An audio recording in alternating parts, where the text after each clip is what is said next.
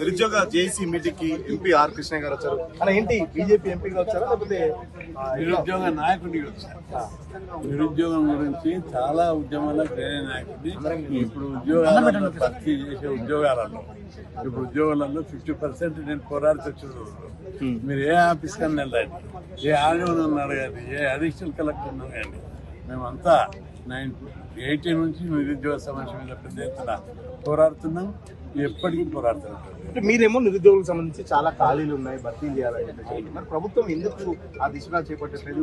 ఉన్న వాళ్ళకే జీతాలు ఇవ్వలేని పరిస్థితి కాబట్టి సో కొత్త ఉద్యోగాలకు జీతాలు ఎక్కడ ఇవ్వాల్సి వస్తుందని చెప్పేసి నోటిఫికేషన్ ఏమైనా ఇవ్వలేకపోతున్నారా? అది సరైనటువంటి కాదు.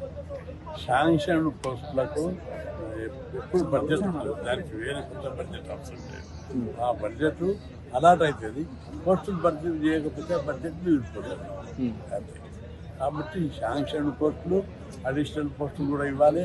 ఎందుకంటే కొత్త జిల్లాలు వచ్చాయి, 23 కొత్త జిల్లాలు, 125 మండలాలు, 125 జిఎస్టీ ఆఫీసులు, 30 ఆర్డీఓ ఆఫీసులు, 75 మున్సిపాలిటీ ఆఫీసులు, చాలా పెద్ద ఎత్తున కొత్త జిల్లాలు, కొత్త ఆఫీసులు వచ్చాయి.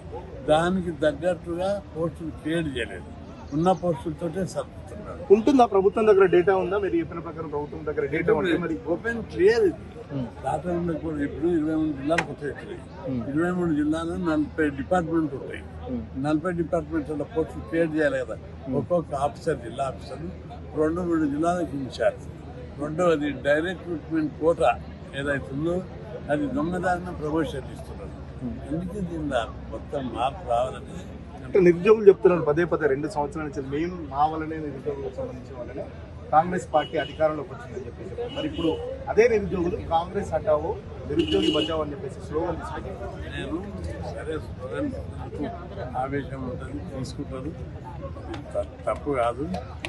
కాకపోతే కాంగ్రెస్ ఎన్నికల వాగ్దానం ప్రకారం 2 లక్షలు ఇచ్చారు, వర్షం వస్తుంది, 2 లక్షలు భర్తీ చేయాలి. ఉన్నాయి వేకెన్సీలు ఉన్నాయి, భర్తీ చేయి. 30,000 టీచర్ పోస్టులు ఉన్నాయి, 20,000 పోలీస్ కానిస్టేబుల్ ఉన్నాయి, గ్రూపులు ఉన్నాయి, చాలా పెద్ద ఎత్తున పోస్టులు.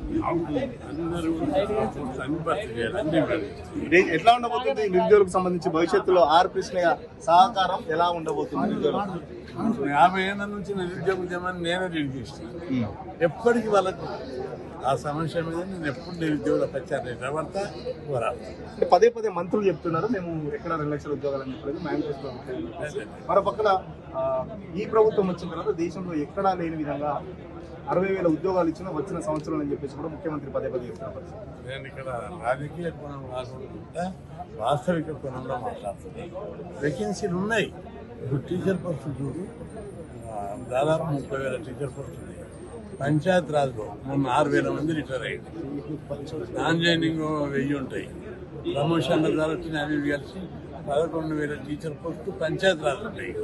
ఎయిడెడ్ స్కూళ్ళల్లో 5,900 ఉంటాయి. గురుకుల పాఠశాలల్లో 6,000 నుంచి 7,000 ఉన్నాయి.